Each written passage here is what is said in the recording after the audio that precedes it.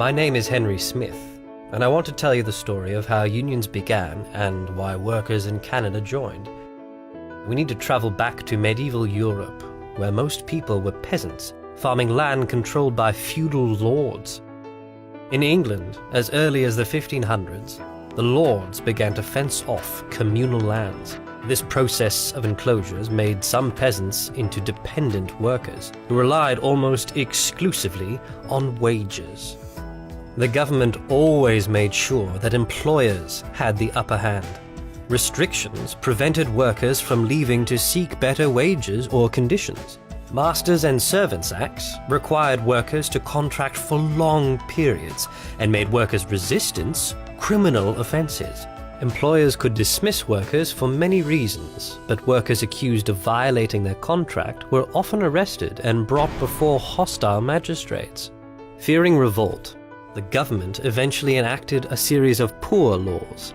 The first such law, in 1536, was called an Act for the Punishment of Sturdy Vagabonds and Beggars. Most of the time, the unemployed were forced back to their home parish and put to work in the workhouse. Families were broken up. Children were apprenticed off to farmers and other employers. Gradually, the economic system changed, and capitalism first emerged in Britain and the Netherlands. Long-distance trade and new technologies dramatically increased production. This process of industrialization required large numbers of workers to toil in the first manufactories. The factory owners began breaking down jobs into distinct parts that could be done by untrained workers. Some even hired women and children because they always preferred to employ the cheapest labor possible. Employers exploited workers in ways that would be considered intolerable today, leading to frequent injury and early death. The new class of capitalists gained vast profits and put this money back into more machinery and their own luxurious consumption. Only property owners could vote, and basic rights to speak out or organize did not exist. As artisan workshops gave way to factory operations, skilled workers tried to deal collectively with employers. Many, such as masons and bootmakers, belonged to guilds. Guilds could determine the qualifications for apprenticeship and for becoming a journeyman, as well as what they would charge and how much they would produce. By 1800, British law regarded unions as combinations in restraint of trade, and the penalties for trying to form a union were severe. The Tolpuddle Martyrs served as an example. These 6 farm labourers in Dorset, England, formed a Friendly Society of Agricultural Labourers in 1832 to pressure employers to stop decreasing their wages. They were arrested, tried, found guilty of swearing a secret oath, and deported to Australia. The governments of Western Europe conquered far-off lands to supply raw materials for industry and cheap food for their rapidly growing populations. When the French and their rivals, the English, began to colonize what would become Canada, the settlers found an inhospitable but bountiful land that was already well populated by native peoples. Canada's regions developed distinctly because commodities like fish, fur, lumber, wheat, and minerals were exported. The cod fishery and the fur trade were the first 2 important European industries in Canada. Both were controlled by small numbers of rich merchants who relied on European and indigenous workers to harvest and process the fish and fur. Work in early Canada was dangerous and difficult. Some of the workers were indentured servants from Europe and both African and indigenous slaves. By the 1800s, many Canadians supported themselves as independent farmers, fishers, or craft workers. Entire families contributed to produce and sell goods. Wage earning was most often seasonal. Few waged work opportunities lasted year-round. Yet a growing number of wage workers were required to extract resources and construct the canals and railways needed to transport goods. Toronto and Hamilton grew into cities, joining Montreal, Canada's first city. Gradually, women and children were no longer employed for wages as frequently as men. Company towns relied on the production of a single resource, like coal, and provided some stability for the skilled workers. When violence erupted, usually because of the grinding conditions endured by unskilled laborers, the companies would close the company-owned store or call in the militia. When confronted with a sudden strike by rough laborers, some employers could replace the rebellious employees with other hungry immigrants. Many navvies or canal builders faced this in the 1830s in Ontario and Quebec, as did miners in Cape Breton and railway construction workers in Western Canada in the early 20th century. From the 1840s onward, skilled craftsmen like iron molders, carpenters, joiners, and cigar makers founded dozens of trade union brotherhoods. So many, in fact, that by the 1850s, Canadian newspapers accused them of leading an insurrection of labor. Craft workers took advantage of periodic upswings to join unions and made substantial gains for their families when their skills were most in demand. In the 1870s, over 200 strikes were recorded, triple the level of work stoppages in the previous decade. When economic times were bad, even unions of skilled workers found employers unwilling to bargain. Craft unions in Canada began to come together as a labour movement when they established local assemblies and joined British and American unions in their trade. Canada's first unified working-class movement came about when craft workers formed leagues to reduce the working day to 9 hours, first in Hamilton and rapidly elsewhere. In their own bid to secure a 9-hour day, Toronto printers went on strike in 1872. Their employers had 18 printers arrested. Seizing an opportunity to gain workers' favour, the government passed the Trade Unions Act. Unions were legal for the first time, but many restrictions also limited their power. Employers were under no obligation to recognize or bargain with a union, and picketing remained a criminal offense. Large parades around this time were becoming regular labor festivals. Craft unionists proudly showed off the important place they'd established for themselves in their communities. They believed the skills that earned decent wages and social respectability made them an aristocracy of labor. Their celebrations were the forerunners of Labor Day.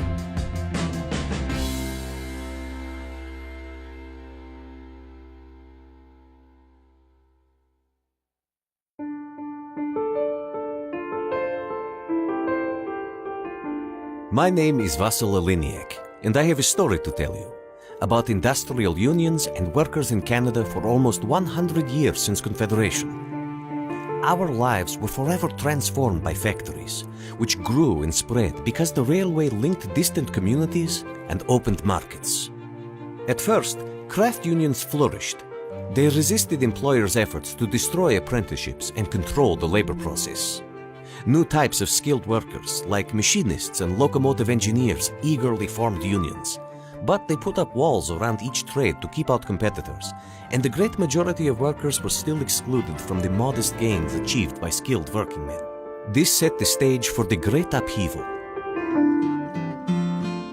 In the 1880s, politicized workers became interested in an aggressive new unionism to improve conditions for all workers. Socialists in British coal mining towns created all-in unions for the first time. Life in tight-knit industrial towns or neighborhoods encouraged a sense of solidarity and community-wide unionism.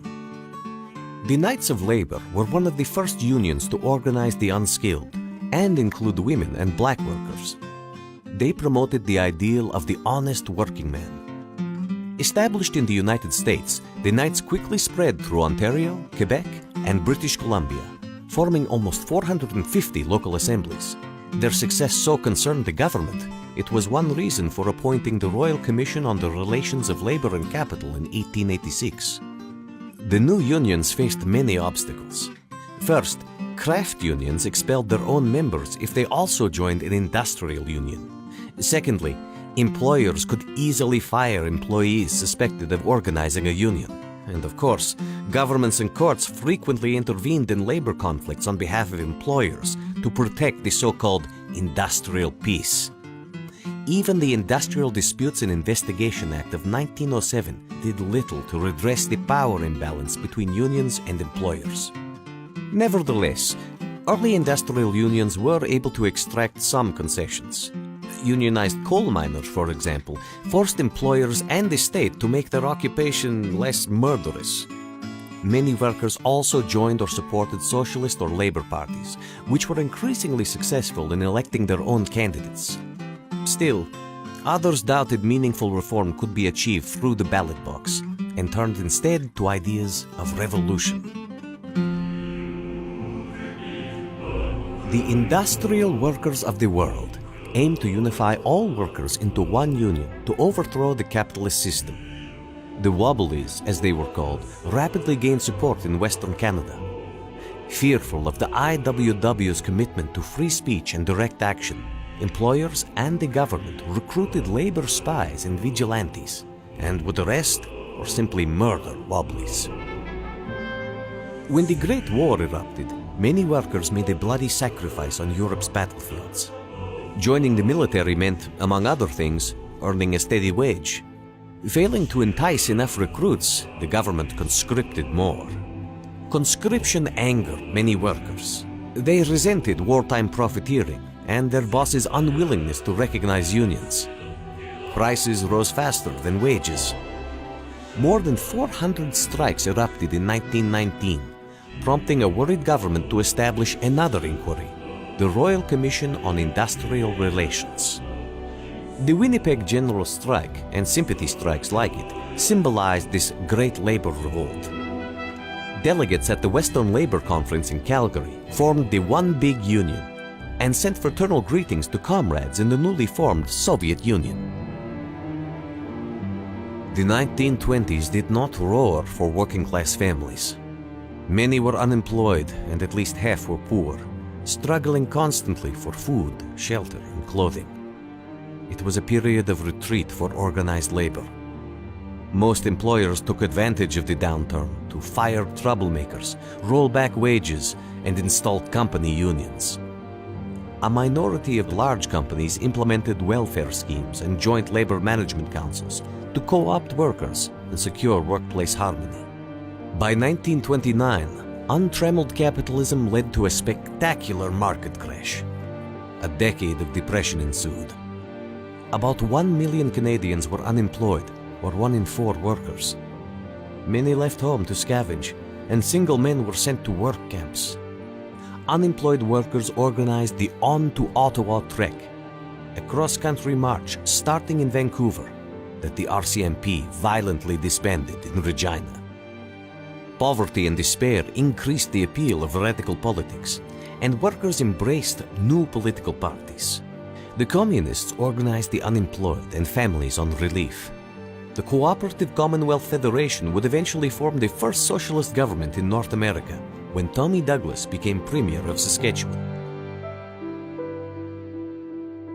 The sit-down strikes of U.S. auto workers and early successes of the newly formed Congress of Industrial Organizations inspired industrial workers in Canada. When General Motors sped up production in Oshawa and refused to recognize union representatives, more than 4,000 workers walked out. The strike was won in 15 days, marking a coming of age of industrial unionism in Canada. The 1935 Wagner Act, part of the New Deal in the United States, compelled private sector employers for the first time to bargain with union representatives.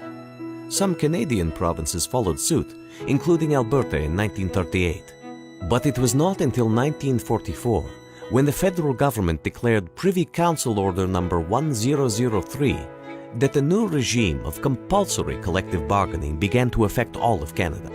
The government was trying to maintain wartime production, because full employment had encouraged Canadian workers to strike in unprecedented numbers. The system of modern industrial relations was cemented by strikes after the war, like Fort Windsor, which led to what is called the Rand Formula. The labor movement accepted a major trade-off, giving up on workplace militancy and attempts to control production to instead pursue gradual increases in purchasing power. This was the post-war compromise, And in the golden years that followed, social programs of the welfare state provided security. Negotiated wage increases and benefits improved the standard of living for many Canadians, especially for members of industrial unions. But unions were expected to behave responsibly and were legally required to police their own members. During the Cold War, the struggle against the Soviet Union became the pretext for unions to purge progressive thinkers and for governments to enact restrictive anti-union legislation. For labor, the future looked uncertain.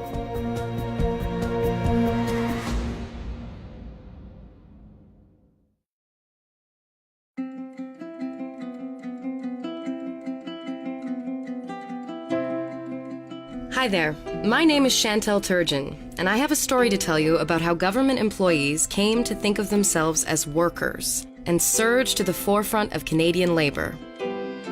In the first half of the 20th century, Parliament and provincial legislatures grudgingly supported collective bargaining between workers and private sector employers. The public sector was considered different. Government employees saw themselves as civil servants and had no say in their working conditions. The few jobs governments created were doled out to individuals with connections to elected officials. A change of government meant wholesale firings of civil servants. In 1885, Manitoba was the first province to legislate a Civil Service Act and made it clear that any request for a raise shall be considered as a tendering of the resignation.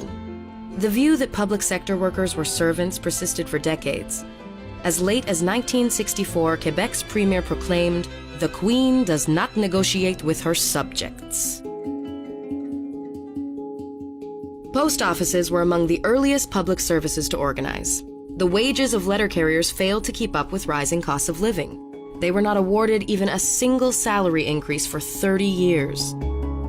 The Railway Mail Clerks Association formed in 1889, a union of letter carriers formed 2 years later, and of postal clerks in 1911. But they were lobby groups rather than recognized collective bargaining agents. During the turbulent years around World War I, civil servants faced high inflation and followed the lead of private sector workers who established unions. Firefighters in Edmonton, for example, organized and won a collective agreement. Teachers at this time were angry that school boards decided unilaterally to dock pay for the war effort. By 1921, 2/3 of Alberta's teachers had joined the ATA, and there had been a major strike of Edmonton teachers.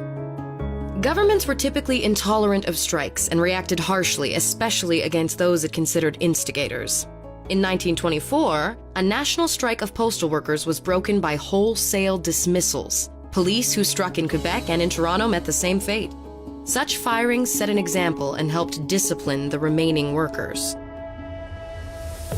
The government managed to suppress attempts of public workers to organize, in part because the civil service remained small right up until World War II, when barely 8% of the Canadian workforce was employed in education, health, or government service. Divisions among public employees also contributed to the problem. For example, efforts by a union to organize all federal workers met resistance from white-collar workers who regarded themselves as a cut above the blue-collar. The large number of classifications in the federal civil service encouraged competition that obstructed efforts to create unions. Changing conditions in the post-war years eventually helped unions make major breakthroughs in the public sector. The example of industrial unions was contagious, and public employees envied the new rights and steady increases in purchasing power won by many workers. The public sector began to grow rapidly, both in size and complexity, and more workers were required to deliver the new programs of the welfare state. Hospitals, schools, and suburbs grew in step with Canada's population and affluence. Most new union members from the mid-1960s forward were civil servants, municipal employees, healthcare workers, teachers, and others. Many worked in occupations that had no private sector counterparts, like air traffic controllers and lighthouse keepers. Steady growth in government employment meant that by the end of the 1960s, 1 in 5 workers was a public employee. In the decade after it was founded in 1963, the Canadian Union of Public Employees doubled its membership and passed the United Steelworkers to become Canada's largest union. It was a sort of industrial-style union of the public sector. The face of organized labor was changing quickly. Public sector unions like CUPE gained hundreds of thousands of female members, reflecting the rapid growth of paid employment for married women. The 1960s were a remarkable time of new militancy, especially in Quebec, where the Quiet Revolution was underway. Students and feminists protested, and a new generation of workers led hundreds of defiant wildcat strikes from 1964 to 66. Rank-and-file union members angrily challenged the deal of the post-war settlement, surprising not only employers and government, but also union officials. For public employees, the illegal National Postal Strike in 1965 was decisive. By 1967, the Public Service Staff Relations Act became law, giving federal employees the right to choose between compulsory arbitration, mediation, or a strike. At long last, public employees had collective bargaining rights similar to private sector workers. The provinces followed Ottawa's lead, and the provincial civil service associations all became unions. By the early 1970s, every province had accepted some form of collective bargaining with its employees, except Ontario and Alberta, which both refused to concede public workers the right to strike. The Canadian labor movement would continue to grow for only about a decade. Union density peaked in the mid-1980s, with over 40% of Canadian workers organized in unions. Unionized public employees came to outnumber union members from the mostly male industrial workforce, which had begun shrinking. Starting in the 1960s and increasingly thereafter, foreign-owned corporations began to shut down branch plants in Canada, laying off hundreds and even thousands of mill and factory workers at a time. By 1970, Canada had tipped into a serious recession that made it seem futile to go on organizing. The deindustrialization of the Great Lakes region devastated private sector unions, and also meant that unionized public sector workers increasingly found themselves as the vanguard of a weakened labor movement. It was a tough time to be a unionist. Soaring inflation, economic stagnation, and the energy crisis of 1973 all gave big business and the state the excuse they needed to crack down on unions. Wage controls nearly provoked a general strike in 1976, and the free trade agreements that followed increased the power of corporations and helped deregulate labor markets. Some call it neoliberalism. Some call it globalization. But whatever the name, it hasn't been good for workers or the public services they rely on. More and more people count themselves lucky to hold precarious McJobs with deteriorating conditions and declining real wages. If public sector unions don't defend public services, who will?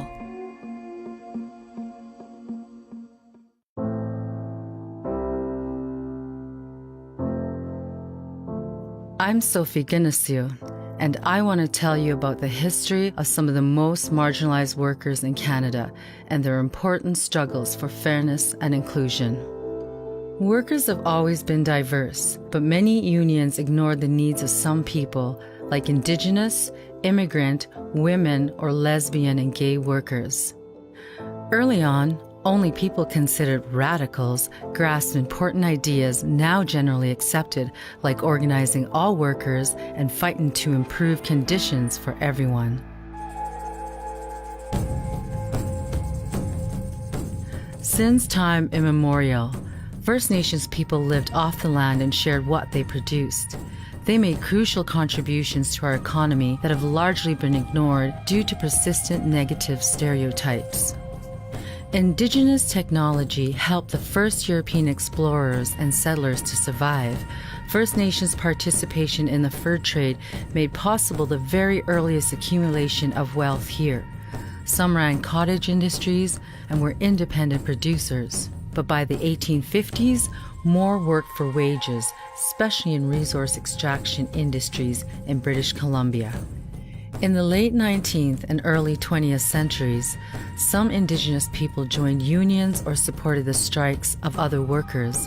For example, Indigenous workers established some of Vancouver's first longshore unions, like the Bows and Arrows Local of the Industrial Workers of the World.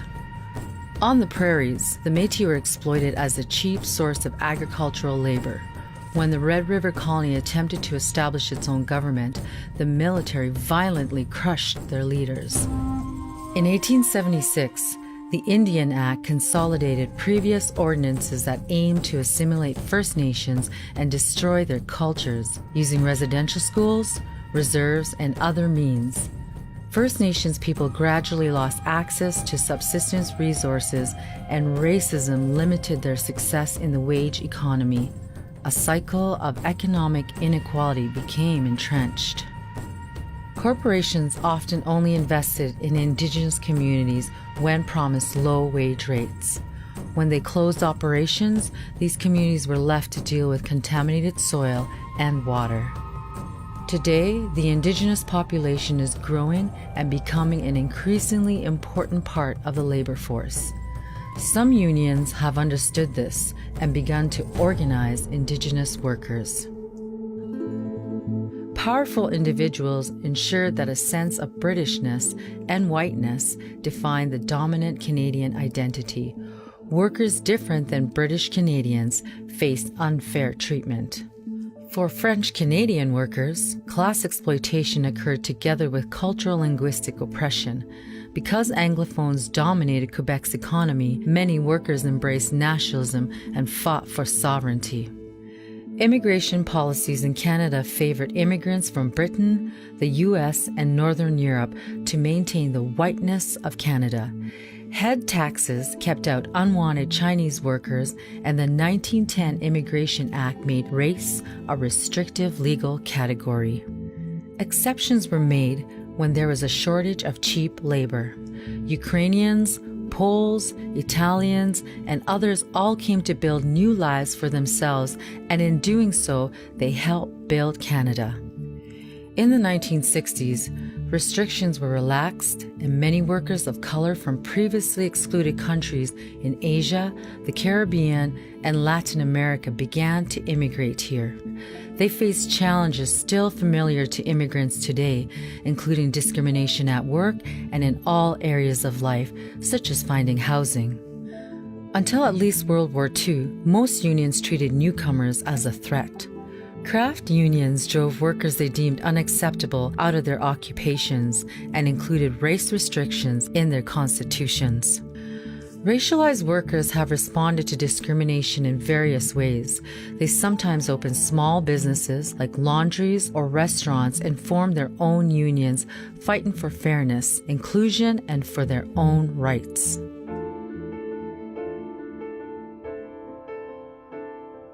Women's stories, the family economy, and ideas about gender are integral to labor history. Capitalism and wage labor rely on vast amounts of unpaid work, much of it done by women. Until at least the 1960s, the common view was that a woman's proper role was as wife and mother, and many objected to the paid employment of women. In 1898, the Trades and Labor Congress called for the exclusion of women from the labor force. Patriarchal norms assumed that women were kept by male breadwinners, yet many women did not have husbands, and many men earned well below a family wage. This meant a large number of women were always in the workforce. The jobs available to them were restricted, paid less, and considered less skilled. For example, teaching and nursing were poorly paid and lacked the status of professions. Labor shortages during the World Wars led to hiring women for blue-collar jobs normally reserved for men, including in munitions factories. But at war's end, government policy pushed women back into the home and traditional pink-collar ghettos. Women had to organize within their unions to tackle sexism in the workplace. The Alberta Federation of Labor's annual conventions lacked any resolutions addressing women's issues until 1974. A year later, Grace Hartman was elected president of the Canadian Union of Public Employees. She was the first woman to lead a major union in North America. Unions have made great strides for women. For example, the Canadian Union of Postal Workers was the first to win paid maternity leave in 1981. Union contracts now help mitigate sexual harassment and have reduced the pay gap between women and men. In colonial Canada, there was often an ambiguous attitude towards people who engage in same-sex activity, especially in homosocial work environments like the cod fishery or the BC gold rushes. Though usually not enforced, the law did treat lesbians and gays as criminals, and by the late 19th century, Canadian laws were changed to police same-sex activities. Employers often regarded gay or lesbian workers as suspicious or unreliable, so most lived secret, double lives and concealed their sexual identity in public. In defiance of often violent repression by police and straight people, working-class lesbians and gays in large cities established their own neighborhoods where they found a measure of safety. By the 1950s, most lesbian and gay workers still preferred to remain in the closet, but this was especially true of those employed by the state. A series of national security campaigns targeted and fired suspected lesbians and gays in the civil service. By the 1970s, same-sex workers waged a new fight for freedom from discrimination in employment, housing, and public services. Canada's first gay rights march took place in Ottawa, and the first gay liberation newspaper was published in Toronto. Most unions were slow to support these struggles. The first gay rights resolution was not heard in a union assembly until 1979 at the Ontario Federation of Labour, and only after allies promised to disrupt proceedings. The first unions to demand sexual orientation protection in their collective agreements were usually those led by young feminists and socialists. Eventually, many Canadian workers and some of their unions could claim to have joined a global movement that, since the end of the 19th century, is expanding the decriminalization of homosexuality and defending the rights of sexual and gender minorities. Throughout history, employers and the government often played up differences among workers. A segregated labor market and employment discrimination have meant some groups of workers have been corralled into low-paying, undesirable, or dangerous work. Yet when workers stood united and overcame perceived differences, they took steps forward for fairness. The participation of Indigenous peoples, immigrants, women, sexual and gender minorities, and other workers in the economy and in the labor movement have made an impressive difference to everyone's well-being. Yet in spite of the great advances, much work remains to be done. Gender and racial pay gaps still persist, as do homophobia, fear, and misunderstanding.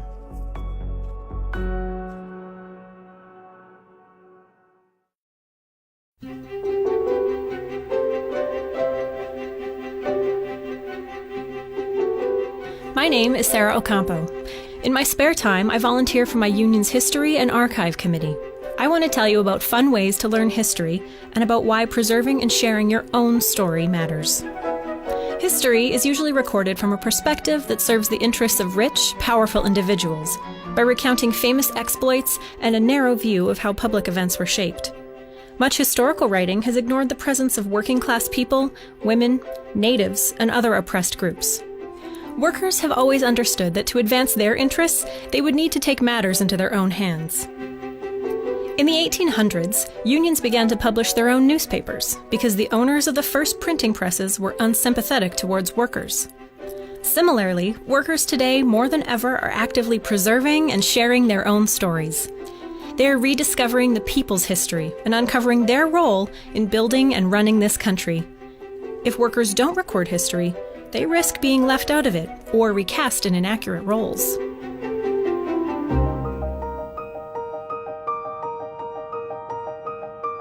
There are many ways the past has been preserved, and for people to learn about history. Documents kept by individuals, institutions, or governments serve as primary sources. So do artifacts, which are objects, and much more than just union memorabilia like buttons or banners. They include everything from tools to materials from homes. Workers have recorded their own history by writing down thoughts about their lives and struggles through their decisions to join or fund unions and political parties, or to participate in cultural activities. Records also exist of what workers said when they appeared in courts. Government and union records, newspapers, and other contemporary writings are also useful. Labor historians and other social scientists dedicate themselves to researching and writing about workers. At first, they focused on the development of trade unions and workers' politics, but a new generation of historians broadened the field to examine the experience and culture of all workers. The writings of historians are valuable secondary sources. It's important, though, to always identify the political perspective of the author. Archives, libraries, and museums play an important role in collecting and disseminating workers' history. Some are even dedicated specifically to working-class heritage and arts. Research collectives, often staffed by activists, publish accessible materials from a particular region. The most vibrant of them rely on the support of volunteers and the funding of trade unions, foundations, and individual donors. Though much remains to be done, they have led the way in ensuring workers' stories are a part of both public broadcasts and the official curriculum of public schools. As technology has improved, so too has our ability to constantly and accurately record and preserve events and stories. Take images, for example. At first, only drawings, paintings, or engravings existed. Relatively few artists chose to depict workers, as doing so was at times considered subversive. Though photography was invented in 1839, it would take decades before workers were regularly featured, and even longer before cameras reached the hands of ordinary people. Early motion pictures were more concerned with providing a diversion than reflecting workers' lives, with notable exceptions. Dramas now tell the stories of characters that might as well have been real workers, and documentaries have surged in popularity. Enough films are about workers that we can now search labor film databases and attend labor film festivals. Music is a vital historical resource.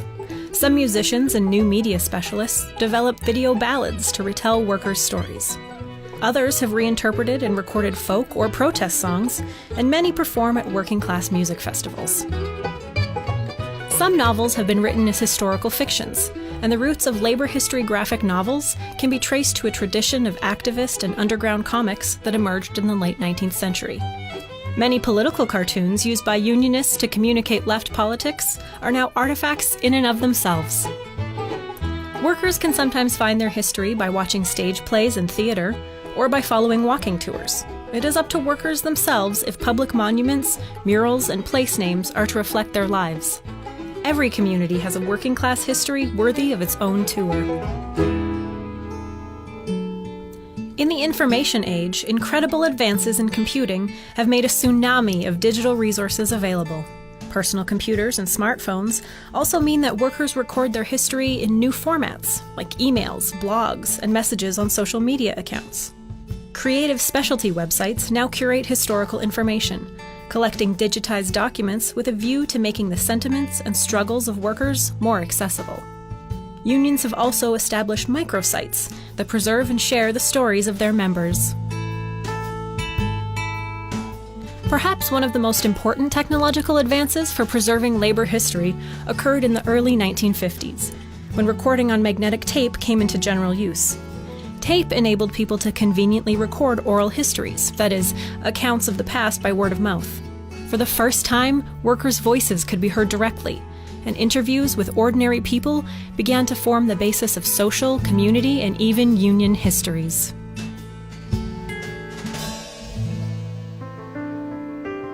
Everyone has a story worth sharing and preserving. The stories of workers' lives matter. Working-class history gives insight into today's circumstances, putting lives into a deeper and broader context. When people see themselves in history, they gain a new consciousness and understanding of how to go forward. Labor history teaches workers about their own resiliency and agency, about their ability to improve the world and shape history's outcome. They discover it is the countless small deeds of many people together who make possible the significant events that become history. And while no union was ever perfect, and many have long since disappeared, unions help unite workers and empower them to make history. Looking back, workers have faced hardships, cruelty, and exploitation. But there was also resistance and triumph, moments in which courage, compassion, and love define the day. These stories give hope and strength to carry on today's struggles.